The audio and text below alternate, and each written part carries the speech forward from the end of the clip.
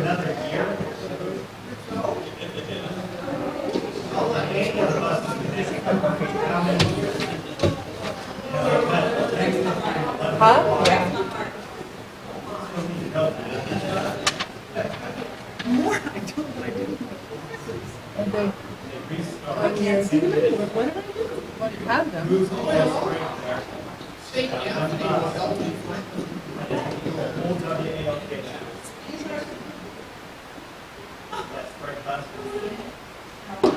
How long are they going to take? Decline in 1988.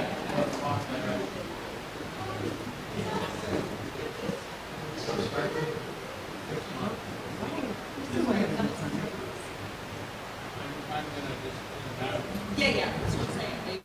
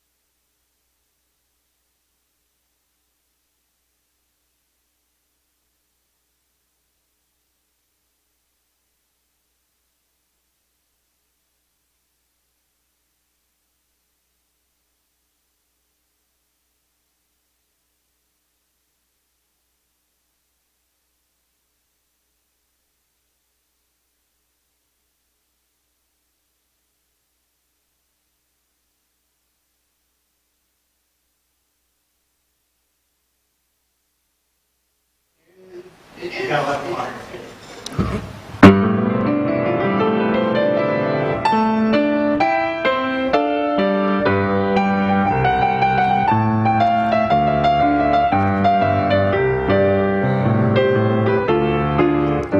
It's a beautiful day in the neighborhood, a beautiful day for a neighbor. Would you be mine? Could you be mine? It's a neighborly day in this beauty wood, a beauty day for a beauty. Would you be mine? Could you be mine? I always wanted to have a neighbor just like you. I always wanted to live in the neighborhood with you. So let's make the most of this beautiful day. Since we're together, we might as well say, would you be mine? Could you be mine? Would you be my neighbor? Would you please? Would you please? Please won't you be my neighbor?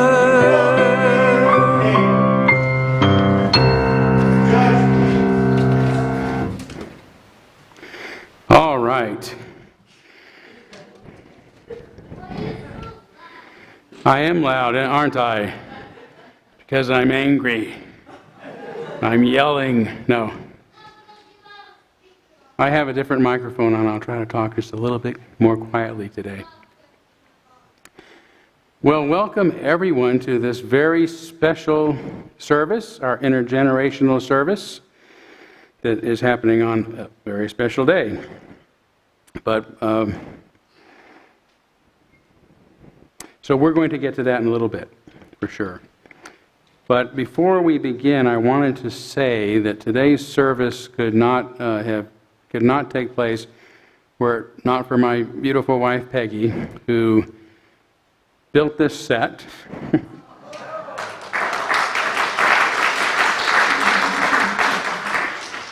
And also made three of the puppets that three of the four puppets that we'll be using, that are versions of some of those characters you will know from Mr. Rogers' Neighborhood.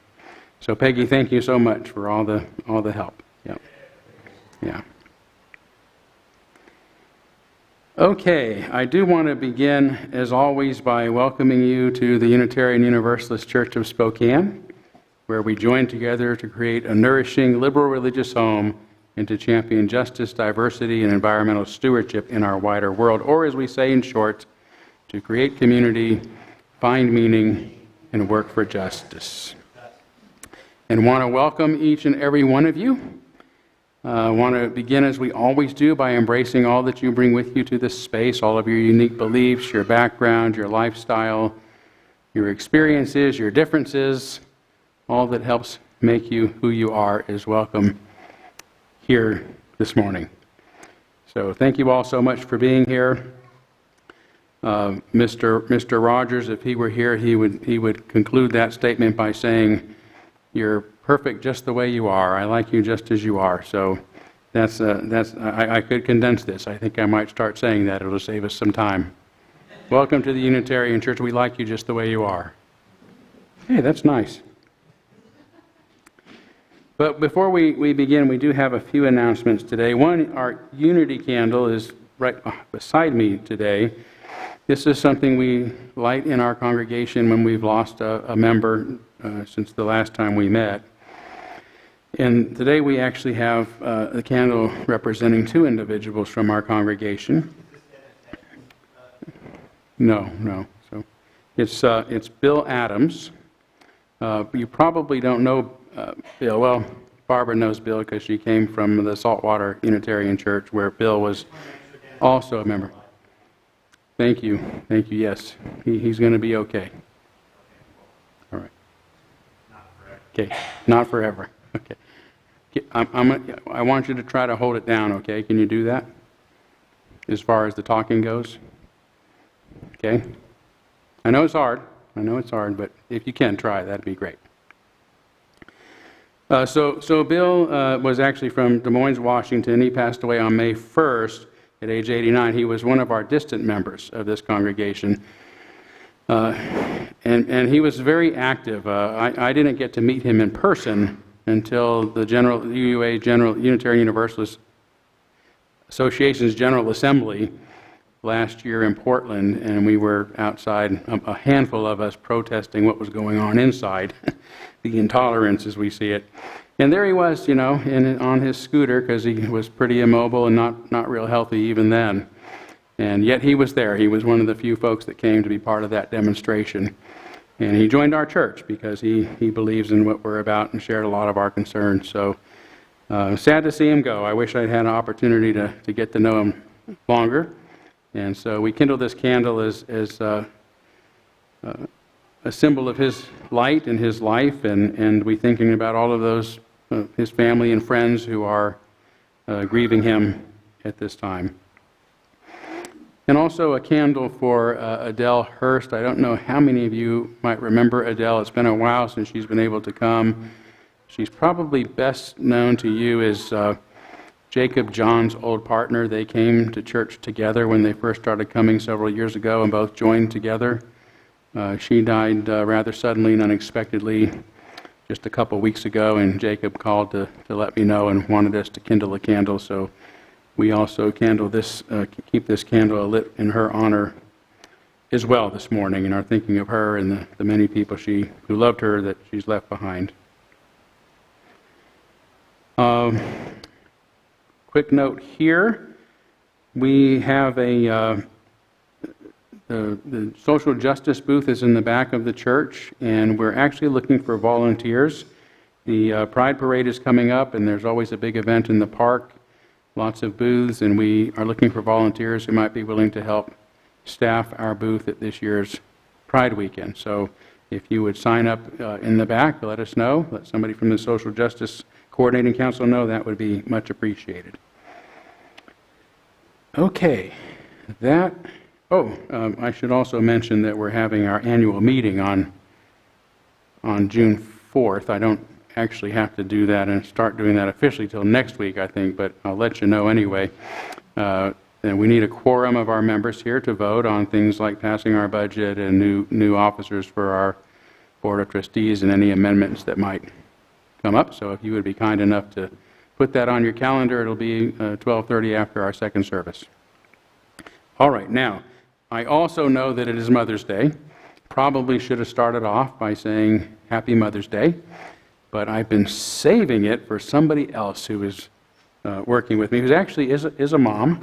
And so who better to say Happy Mother's Day to our many mothers in the Unitarian Universalist Church of Spokane than Stephanie? Yes, Happy Mother's Day. Hello, Max. To recognize this day, I've got a short reading by Leah Ongiri. On Mother's Day, let us mark how beautiful and complex it can be to mother and be mothered. To those who have mothered, we thank you. To those who rejoice in the work, the role, the presence of mothering and mothers, we celebrate you. To those who are in the thick of parenting children of any age, we appreciate you. To those who are single moms, grandmoms, stepmoms, foster moms, adoptive moms, mentor moms, and spiritual moms, we need you. And to those who are pregnant with new life, both expected and surprising, we anticipate with you.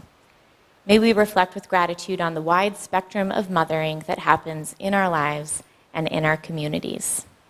Happy Mother's Day. I'll also take advantage of having the microphone this morning to make a couple of announcements from the Religious Education Department. The first is that starting next Sunday and running through the end of June, you will see a little swimming pool at the social justice table. The RE kids have helped contribute to a fundraising project that we're embarking on to benefit the Spokane Parks Foundation. They've got a program called Make a Splash in a Child's Life. You can read more about it through the Sun or by reading some of the pamphlets that will be at the social justice table starting next week. Right, Susan, next week? Okay, good. And they do amazing work to help fill the gaps that exist in our community when it comes to accessing the facilities at our parks. We've got free swimming pools, but there are kids who are turned away at the door because they don't have swimsuits. We've got kids who don't have the life-saving skills that are required and that you get through swim lessons. We have a shortage of lifeguards because a lot of teenagers can't afford the cost of that certification program. So that's where Make a Splash comes in and helps address those needs. So please give generously and appreciate the kids in our church who've contributed to that project as well. Also, starting June 18th, we are transitioning from Children's Chapel to Play Club. Kids, are you excited about Play Club? I see some nods, some fist bumps. So Play Club is multi-age, unstructured play outdoors with minimal adult interference. And Mr. Rogers knows better than anyone else the important work of play in a child's life. And so it's a chance for kids to do that work in the summer months and enjoy our beautiful new play structure that was built by Lynn Janishian and her husband. So we are looking for those adults to provide minimal interference. What that means is you are giving up 40 minutes on a Sunday this summer, bring a friend, sit in the gazebo, and be there in case of a true emergency, but otherwise let the kids play. So you can sign up online, a link is in the Sun, or talk to me after the service if you're interested.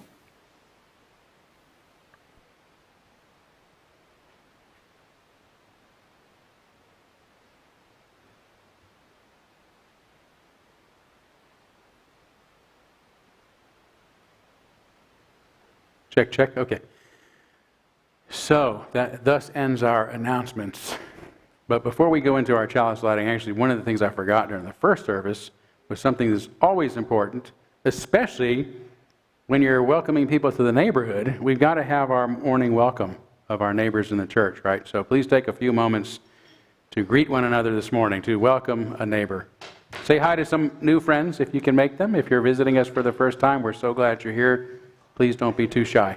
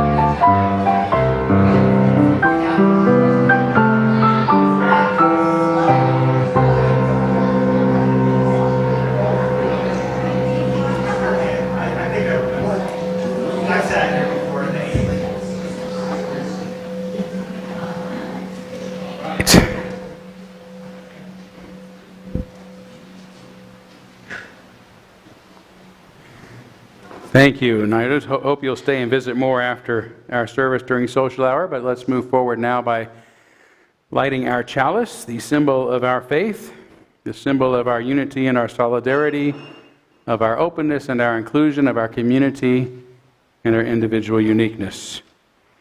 May this small flame be our offering of warmth to those who are cold and alone, and a light to those in darkness. May it be a flame that ignites justice in our world and a beacon of hope to those in need. And may it reflect at least a spark of truth wherever truth has been lost, and cast a healthy shadow of doubt wherever it's been found.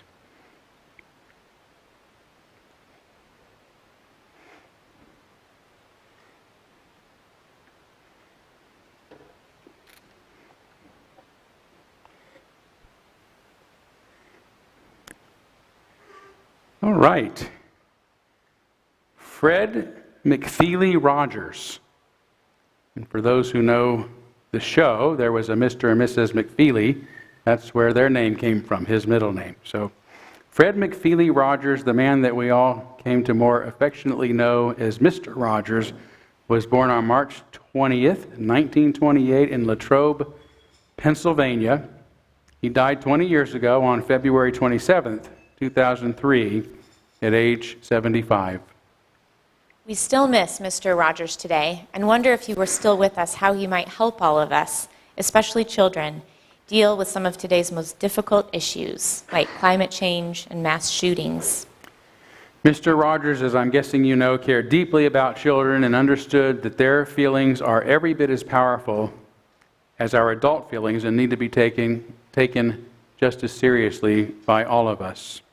That's why he addressed some of the most troubling social issues and crises of the day on his beloved PBS series, Mr. Rogers' Neighborhood.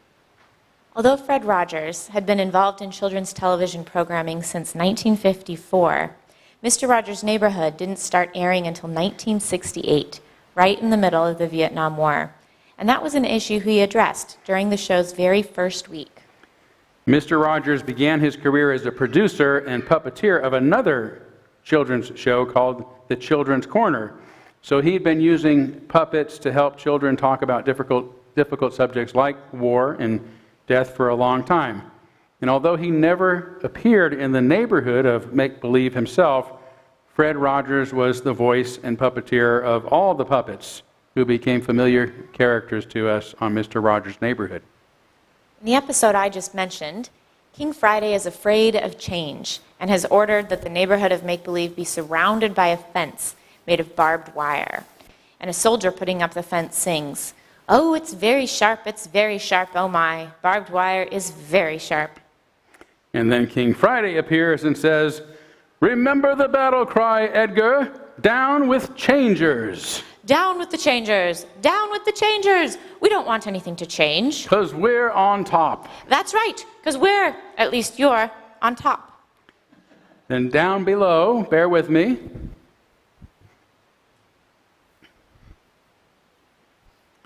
Daniel Tiger tells X the owl, "I want there to be peace in this neighborhood. It's been a really hard time for everyone." And X the owl says, "I really do hope it will work the way you say." Then, with the help of Lady Aberlin, they send up balloons to float over the castle with words like love, tenderness, peaceful coexistence attached to them, so that Great Uncle Friday will know that everyone in the neighborhood wants peace.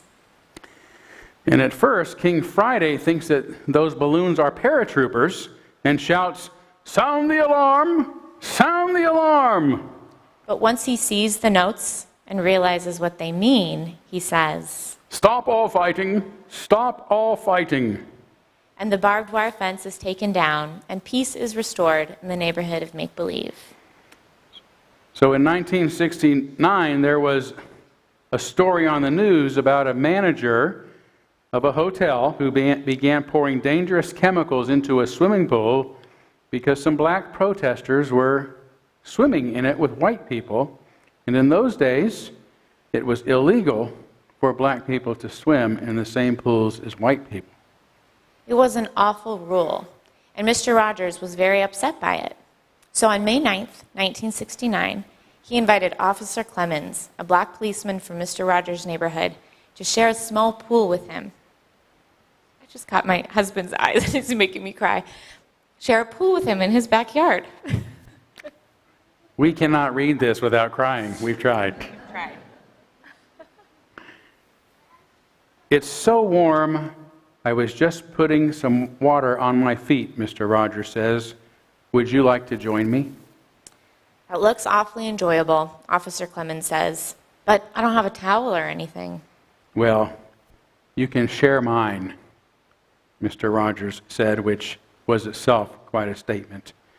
So they cooled their feet off together in the same pool, right there on public television for a whole generation of kids to see that there's nothing wrong with black people and white people swimming together and being friends together. Turns out that the actor who played Officer Clemens, whose real name was Francois Clemens, happened to be a gay man, which was also something most people didn't like in those days. After he'd been seen at a club for gay people, Mr. Rogers told him it couldn't happen anymore, and that if he came out as openly gay, he would not be able to be in the show anymore. And this wasn't because Mr. Rogers didn't like that he was gay, but in those days, people were so prejudiced against gay people that they would not have stood for a gay man being on a children's show, and the entire program would have been canceled. Francois Clemens remembers. On the show, he would say, "I love you just the way you are." And one day I said, "Fred, were you talking to me?" And he looked at me and he said, "Yes, I've been talking to you for 2 years, and you finally heard me." And I just collapsed into his arms, and I started crying, and that's when I knew I loved Mr. Rogers. "No man had ever told me that he loved me like that," says Francois Clemens. "I needed to hear it all my life. My dad never told me My stepfather never told me. So from then on, Mr. Rogers became my surrogate father. Mr. Rogers helped children deal with so many big issues on his little show, like the assassination of Bobby Kennedy, the explosion of the Space Shuttle Challenger, the threat of nuclear war, and so many other matters that can be just as disturbing to kids as anybody else. Mr. Rogers' neighborhood did a lot of good for a lot of kids, most of whom grew up into better adults because of that show, which was on for 33 years, from 1968 until 2001. But it almost ended right after it had begun. Remember, again, that it started during the Vietnam War, which was costly in more ways than one. It was only a year before its debut that President Lyndon B. Johnson signed the Public Broadcasting Act in 1967. How will man use his miracles? President Johnson asked. The answer just begins with public television. We want most of all to enrich man's spirit, and that is the purpose of this act. But after Richard Nixon became president in 1969, he wanted to divert more money to the war by taking it away from public broadcasting. Mr. Rogers went to Washington to ask the Communications Committee not to take away the $20 million PBS needed to survive, which was a lot of money back then. But the chair of the committee was Senator John Pastore, who didn't much care for television to begin with, and he had already made his feelings clear about it.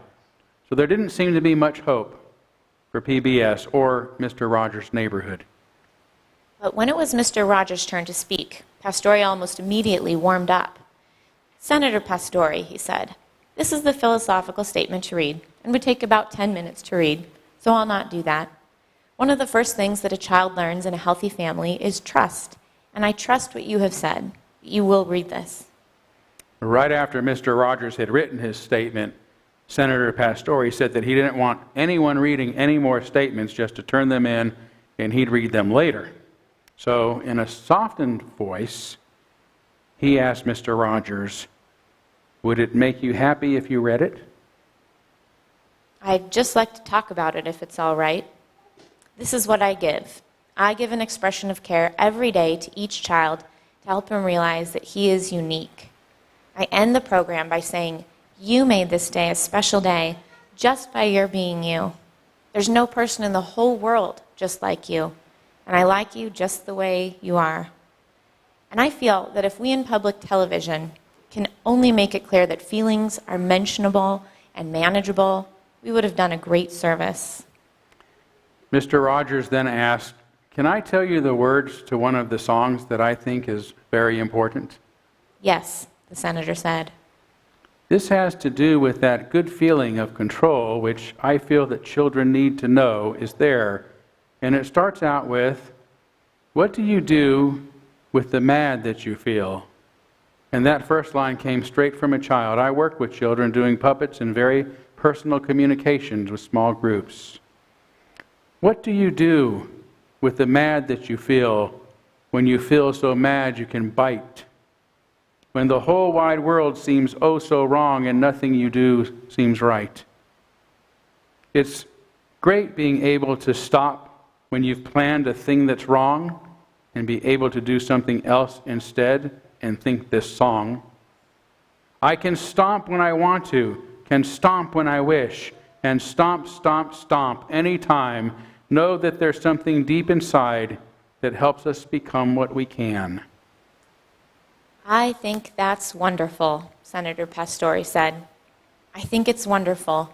Looks like you just earned that $20 million. And this is why we still have public broadcasting today and have so many important children's programs like Mr. Rogers' Neighborhood, but also Sesame Street, Arthur, Kratz Creatures, Reading Rainbow, and dozens more. So if you want to know more about Mr. Rogers' life, I recommend that you watch the excellent documentary about him on Netflix, Won't You Be My Neighbor? But we'll conclude this part of our service by letting you know something else that's interesting about him. Mr. Rogers weighed himself every day throughout his adult life, and every day he weighed exactly the same, 143 pounds. And always made him happy. because it reminded him of the phrase, I love you. I has just one letter, love has just four, and you has three letters, 143. I love you. And there's nobody who tried harder to teach us all the importance of loving each other, of loving our neighbors, and loving ourselves as Mr. Fred Rogers.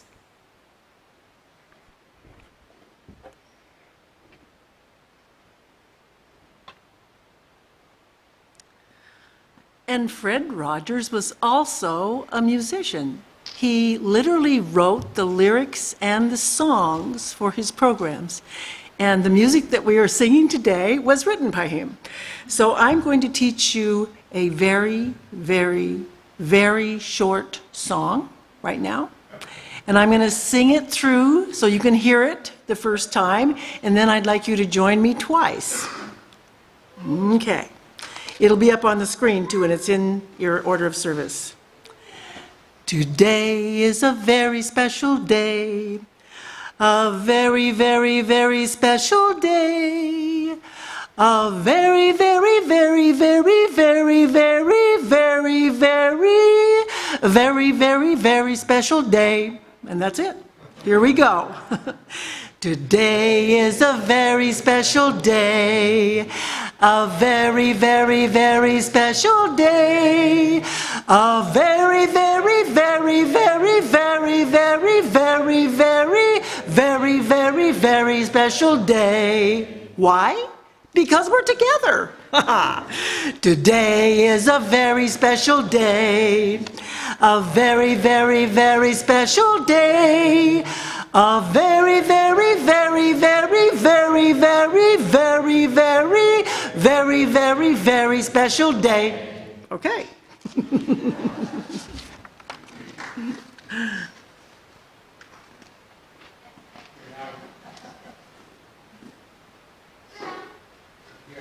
We are now going to kindle our candles of care for those who are most on our hearts and minds this morning. We will begin, as we have been for far too long now, on behalf of the people of Ukraine and that part of the world that are suffering from the war and violence there. Also want to kindle a candle for Reverend Walter Kendricks, a good friend of mine and the pastor of the Morning Star Baptist Church. He's been going through some health issues. He says his prognosis is good and that I don't need to worry. But I said, we're lighting a candle for you anyway. And also another friend of mine, a friend of our congregation, Reverend Happy Watkins, from a retired minister from New Hope Baptist Church, often calls me and gives me an update. And he's still going through a lot of chronic pain. He's got sciatica and had a problem with a knee replacement a couple years ago. And he's just constant pain, so it's impacting how he gets around and moves through life, and he always appreciates it when we kindle candles for him. So we kindle another candle for Happy Watkins. So let's take a moment of silence on behalf of others that you might be thinking of, and as always, you're welcome to name them aloud at this time if you'd like.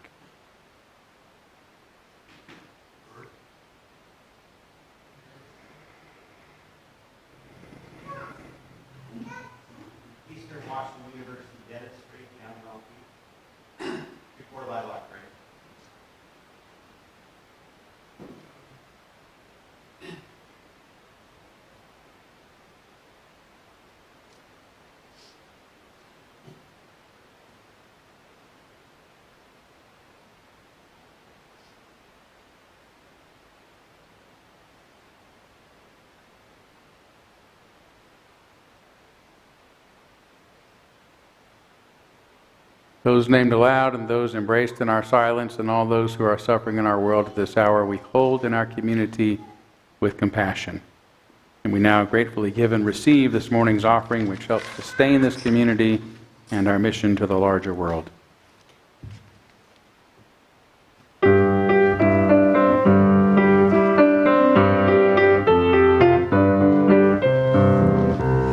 You can never go down, can never go down, can never go down the drain.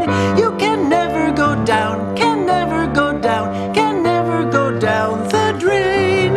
You're bigger than the water, you're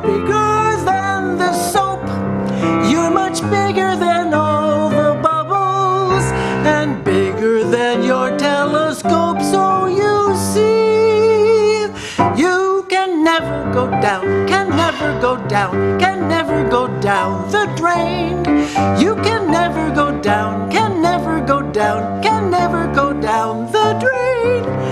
The rain will come down, but you can't go down. You're bigger than any bathroom drain.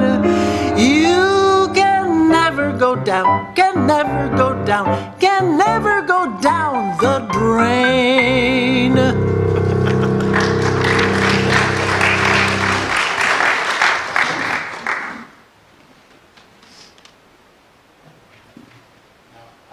I'm going to invite the children in the room. If you would like to come forward for the rest of the service, where you can be a little closer, you're welcome to do that. You can sit on the floor or in some of the chairs that are close. You'll probably see better on that, so you can stand up. Yep.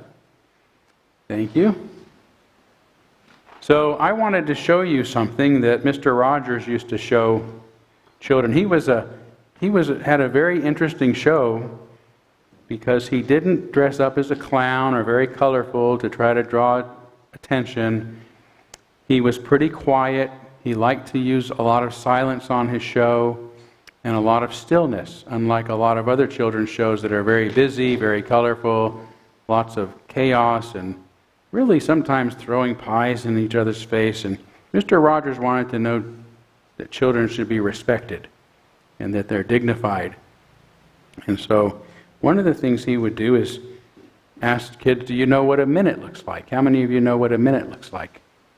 You know what a minute looks like? Good. Well, I know it's 1 minute? Okay. Makes sense. It actually makes sense. Okay, so I have, go ahead. 60 seconds? Yeah. But, what's that? 50 seconds. Yeah, you are running a fast minute there. Okay. All right, so Mr. Rogers used to take out what was called a kitchen timer or an egg timer, and he'd set it for 1 minute, and we would just listen for a whole minute until it goes ding, and then the minute's up. So now we're going to actually see what a minute looks like, okay? So you watch this and listen for when, whoop, not yet. Boy, this timer is really...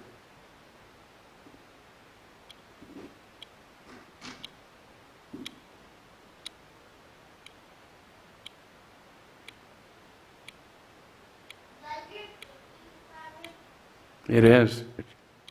Well, I guess you can talk.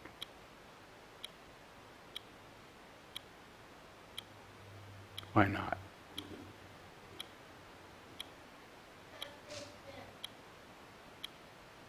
It's what a minute looks like.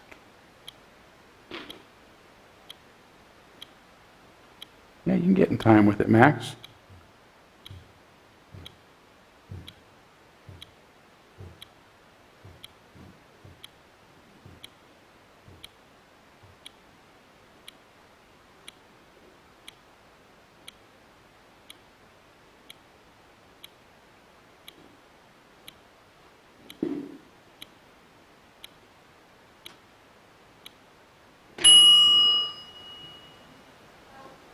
That was 1 minute.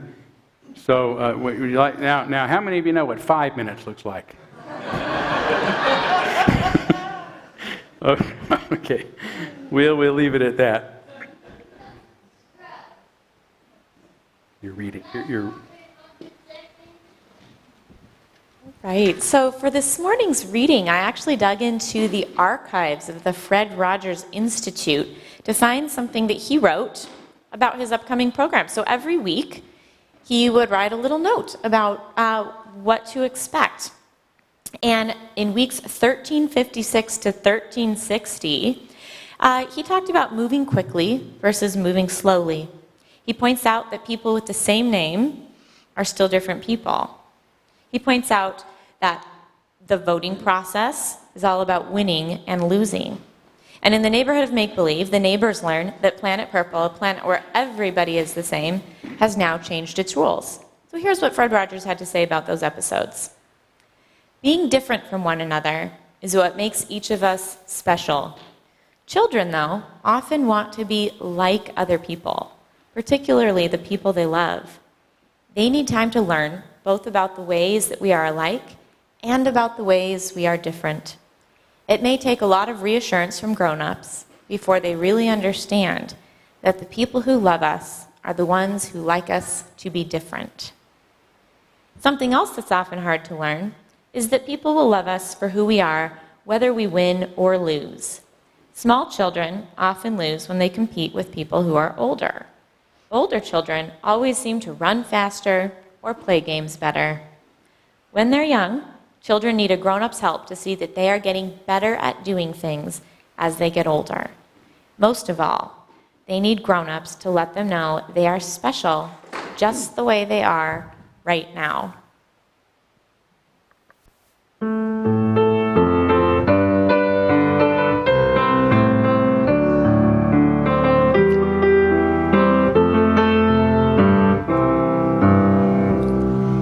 It's you I like.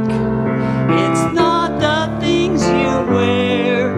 It's not the way you do your hair. It's you I like. It's not the way you are right now, the way down deep inside you. Not the things that hide you, not your toys, they're just beside you.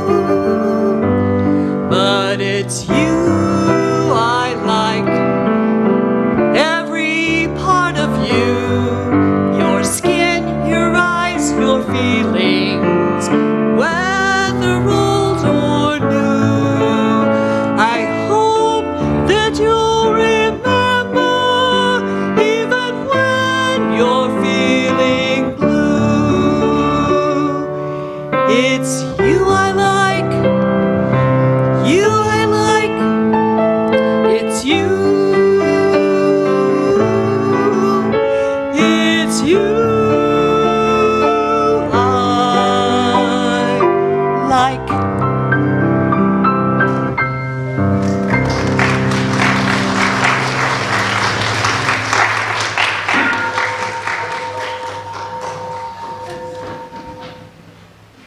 Celebratory knock.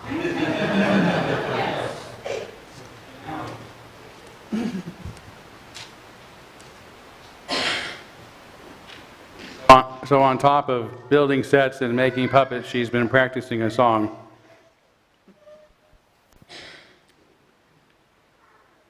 Okay, so as we mentioned earlier, Mr. Rogers' neighborhood used its neighborhood of make-believe to help children discuss some of the most serious problems in the world.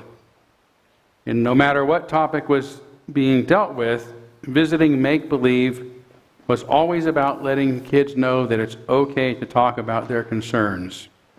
So maybe now is a good time for us to go visit the neighborhood of make-believe.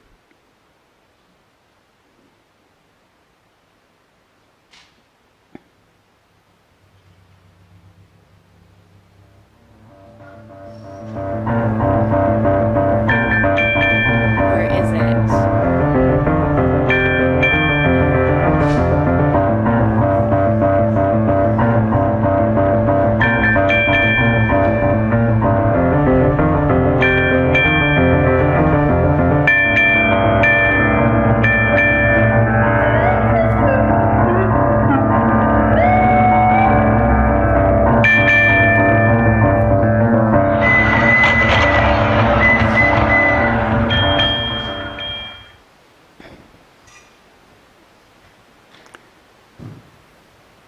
Can you believe it, Lady Stephanie? We're in the neighborhood of make-believe. I've always wanted to visit the neighborhood of make-believe, Sir Todd. Say, why are you calling me Sir Todd? And why am I calling you Sir Stephanie or Lady? I can't do three things at once. And why are you calling me Sir Todd, Lady Stephanie? I'm not sure.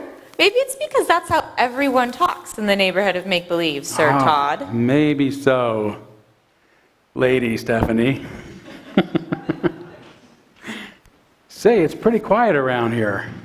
Shh, you mustn't speak. Well, did you hear that, Lady Stephanie? What is that? I did. It sounded a little bit like Daniel Tiger. It is Daniel Tiger. I've always wanted to meet Daniel. I've always wanted to meet you, Sir Todd, and to meet you, Lady Stephanie. But we must stop talking before someone hears us. How do you know your names? And why can't we talk? Yes, and how do you know our names? On top of that, and yeah, why can't we talk? Now I'm losing my place. X the owl emerges, there it is. Because everyone knows everyone's name in the neighborhood of make-believe, and because King Friday has outlawed all talking in order to keep the peace. Well, that explains why it's so quiet around here. But if you can't speak, how does anybody communicate? We don't. That's why there are so few of us left. Nobody wants to live in a place where they're all afraid to talk to each other. Oh, Daniel, nobody would want to live in such a place. How many of you are left? Well, let's see. There's King Friday, and there's X the Owl. And don't forget yourself, Daniel. And who am I forgetting? Let's see. What's all the racket? Don't you know there's a law against public speaking? Lady Elaine Fairchild, I can hardly believe it's you. Is that my name? It's been so long since I've heard it spoken, I'd almost forgotten. I don't understand. Why isn't anyone allowed to talk to anyone anymore? I thought talking about everything, even difficult things, was part of what it means to live in the neighborhood of make-believe. That's the way it used to be. Used to be. It used to be. Well, what happened then? Colors. Colors. Colors. Colors. It all began the day Daniel said that yellow is the best color in the world. I like yellow flowers. Then I said green is the best color because I like soaring over open fields. And I still say you're both wrong. Everyone knows the best color is red because it looks so good on me. Before long, everyone in the neighborhood was arguing about which color is the best. Until King Friday showed up and declared the best color is royal purple.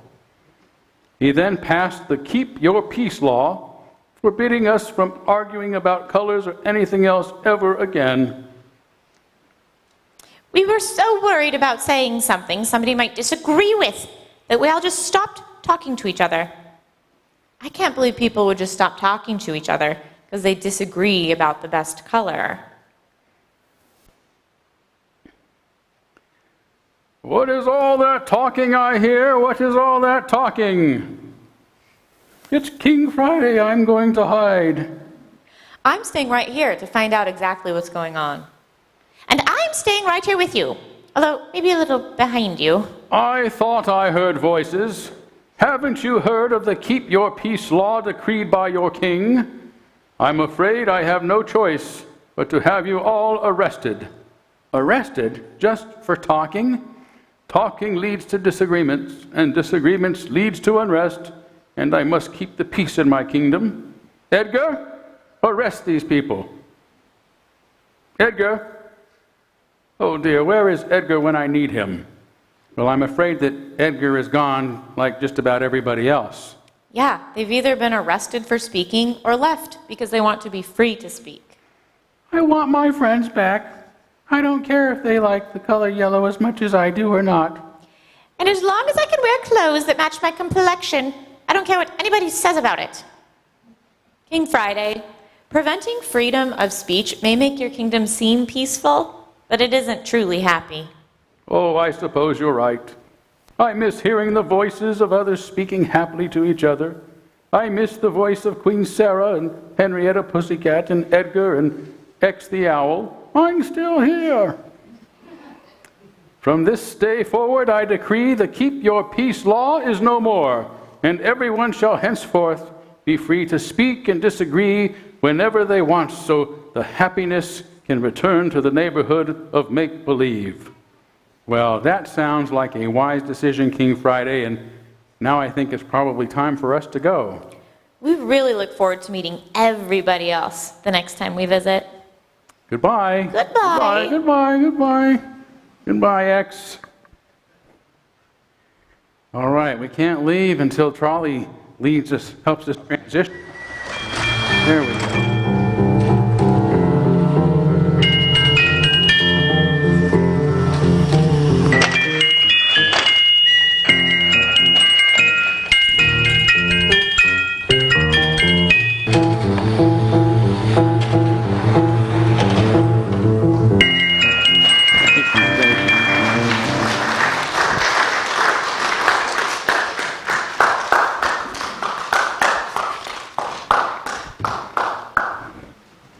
And Fred Rogers always ended his show with this song you can sing along with. It's called It's Such a Good Feeling. Why don't you stand up and wiggle around and we can sing it together? And there's an interlude in the middle that I'm going to be speaking some of Fred's say, what he'd like to say to you, and then we will finish up the song. Okay, here we go.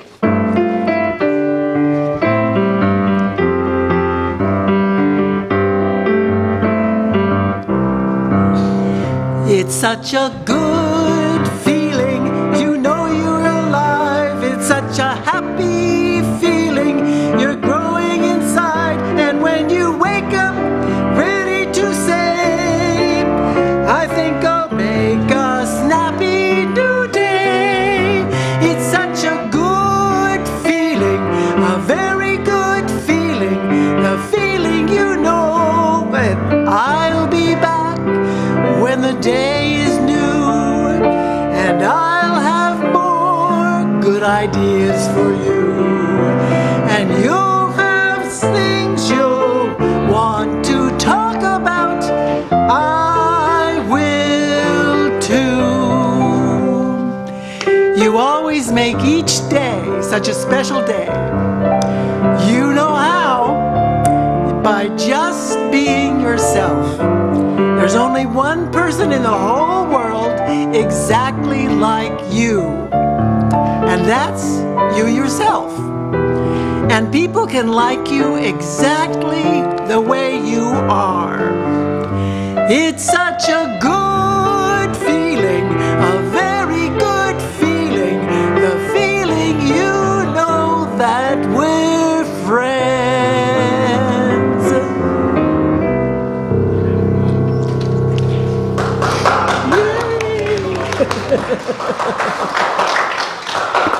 Now, for our benediction, I'm actually going to ask you to sit down for just a couple more minutes. This will be just a little bit longer than usual. By the way, after the service, I'm going to put a couple of the puppets in the openings here. And for those of you who might want to take pictures of the kids in the neighborhood of Make Believe, we'll just leave the setup here for a while so you can do that, okay? So, the benediction was taken from a speech that Mr. Rogers once gave to a graduating college class. But it's something that he often said to lots of groups. And so this is where your understanding of what a minute is going to come in, okay? From the time you were very little, you've had people who have smiled you into smiling, people who have talked you into talking, sung you into singing, loved you into loving. Let's just take some time to think of those extra special people. Some of them might be right here. Some may be far away. Some may even be in heaven. No matter where they are, deep down you know they've always wanted what was best for you. They've always cared about you beyond measure and have encouraged you to be true to the best within you. Think about somebody who has helped you along the way for 1 minute. I'm going to time you.